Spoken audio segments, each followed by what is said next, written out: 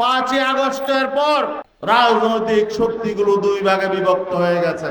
একটি পক্ষ নতুন রাজনৈতিক বন্দোবস্ত চায়, নতুন দেশ চায়, রাষ্ট্র মেরামত চায়, রাষ্ট্র সংস্কার চায়, রাষ্ট্রের সাংবিধানিক প্রতিষ্ঠানগুলো যাতে সঠিকভাবে কাজ করতে পারে এমন সংস্কার চায়। অতীতের যে নির্বাচন, যেন তেন নির্বাচন, প্রহসনের নির্বাচনের বিরুদ্ধে অবস্থান নিয়েছে। সঠিক নির্বাচন চায়, জনগণের মতের সঠিক প্রতিফলন চায়।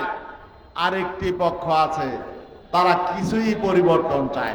তারা আবার আওয়ামী লীগের মতো, ফ্যাসিবাদী শক্তির মতো ৭২-এর সংবিধানের দোহাই দেয়।